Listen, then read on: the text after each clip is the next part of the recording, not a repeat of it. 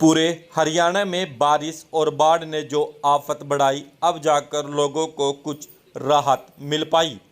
लेकिन अब नुकसान का आकलन होने लगा। यमुनानगर में यमुना नदी के तटबंध और बांध बनाने को लेकर चर्चाओं का बाजार सुर्खियों में है। बाढ़ से कई गांव पूरी तरह से तबाह हो गए। प्रशासन की तरफ से बचाव कार्य अभी भी जारी। बाढ़ में न सिर्फ फसलों को नुकसान हुआ, कहीं गांव के गांव भी उजड़ गए।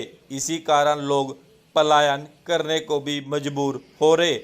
ऐसे में सवाल उठता है, इस बर्बादी के पीछे का सिर्फ प्राकृतिक आपदा ही जिम्मेवार है या फिर प्रशासन की नाकामी कसूरवार है। यमुना नदी के किनारे तटबंध लगाए गए थे, अब उनको लेकर सवाल उठने लगे। अगर तटबंध सही समय पर और मजबूती के साथ बनाए जाते तो गांव की यमुना नदी के तेज पानी बहाव न होता। इस कमी को कैबिनेट मंत्री कंवरपाल गुर्जर ने भी माना। कहा कि समय रहते काम पूरा होता तो ज्यादा बेहतर रहता। टेंडर तो पहले ही होते हैं, लेकिन हमारा प्रयास है, मैंने अब की बार बात की कि अगर ये पहले हो जाए और बरसात के सीजन से 1-1.5 महीना पहले काम समाप्त हो जाना चाहिए, 2 महीने पहले काम समाप्त हो जाना चाहिए। तो हमने बात की है अभी और देखते हैं उसमें, लेकिन ये काम तो होते हैं और ठीक है कि फ्लड की वजह से कई बार नुकसान भी पहुंचता है, स्टड बह भी जाते हैं, ऐसा होता है। ये हिमाचल प्रदेश की सरकार जो है अभी अपनी सहमति नहीं दे रही है। देखिए, सरकार उसमें कार्रवाई कर रही है और देखते हैं अगर जो इसके विशेषज्ञ हैं वो इस प्रकार की परमिशन देते हैं कि यहाँ बांध बन सकता है, क्योंकि उसमें कोई एक चीज नहीं है ऐसा कि मैंने एक फैसला कर लिया बांध बन जाएगा और उसका केवल मेरा फैसला।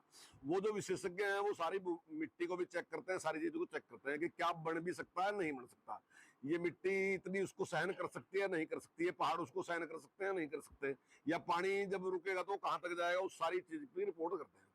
तो वो उस पे कर रहे हैं। माननीय मुख्यमंत्री जी की बड़ी भारी इच्छा है और मुख्यमंत्री जी चाहते हैं कि एक एक बूंद का इस्तेमाल पानी का किया जाए, कोई भी पानी बेकार नहीं जाना चाहिए। तो हमारी सोच है कि जो पानी ये फ्लड का आता है, अगर हम इसको रोक लें यहाँ, अगर मतलब हम सफल होते हैं इसमें, तो निश्चित तौर से जो हमारे खेतों की प्यास है उसको बुझाया जा सकता है। और माननीय मुख्यमंत्री ड्रिप इरिगेशन पे भी इसलिए जोर दे रहे हैं कि ताकि फ्लड इरिगेशन को बंद करके हम ड्रिप इरिगेशन की तरफ जाए, ताकि हरियाणा का एक भी खेत ऐसा ना हो जो सूखाग्रस्त हो, जो जिसको पानी ना मिले, तो उससे उत्पादन भी बढ़ेगा भी और किसान भी संपन्न होगा। तो हमारा उसके लिए प्रयास है। वहीं दूसरी तरफ वर्याम सिंह प्रदेश अध्यक्ष ने बताया कि अगर अवैध खनन नियम तोड़कर खनन करने वाली एजेंसियों पर कार्रवाई के साथ साथ मिलीभगत अधिकारियों पर कार्रवाई नहीं हुई तो माननीय उच्च न्यायालय के दरवाजा न्याय के लिए खटखटाएंगे, उच्च न्यायालय में याचिका डालने के लिए मजबूर होंगे। बताया कि यमुना नदी के नलवी घाट पर करोड़ों की राशि खर्च कर बांध बनाए गए थे, यमुना नदी में जो कि टूटकर बांध बह गए। ऐसे में देखना होगा तटबंध को लेकर बरती गई अनियमितों पर कोई कार्रवाई होगी या फिर इस मामले को ठंडे बस्ते में डाल दिया जाएगा। देखिएगा, मैं वर्याम सिंह, प्रदेश अध्यक्ष Haryana anti corruption society.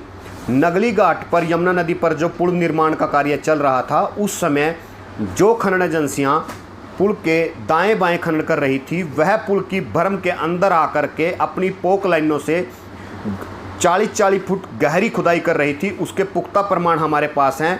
Communication के माध्यम से समक्ष विभाग और उसके उच्च अधिकारियों को इसकी सूचना दी गई थी, लेकिन समक्ष विभाग के अधिकारियों ने और उनके कार्यालयों ने केवल पत्राचार में पुल की सुरक्षा को करने का कार्य किया है। केवल और केवल पत्राचार में पुल की और उसकी बरम की सुरक्षा की गई है।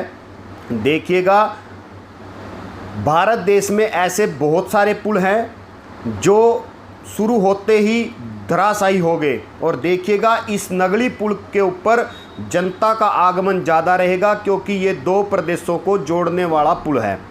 और एक पुल यहाँ से 25 किलोमीटर के लगभग दूरी पर कलानौर और दूसरा इससे भी अधिक दूरी पर करनाल जिले में है। इसलिए 2 पुलों की दूरी अधिक होने से नगली घाट के ऊपर जो जनता का आगमन है वो अधिक रहेगा, और हरियाणा के किसानों की भूमि उस पार है, तो इससे भी जो किसान हैं उनका आगमन इस पुल पर ज़्यादा रहेगा। और देखिएगा, कहीं ना कहीं जिन खनन एजेंसियों की पोकलाइन मशीनों ने पुल के समीप आकर के नियमों के विपरीत जा कर के यमुना नदी की बरम के पास आकर के अधिक खुदाई की है, उसकी वजह से आज बरम का जो हाल है वो आपके सामने है।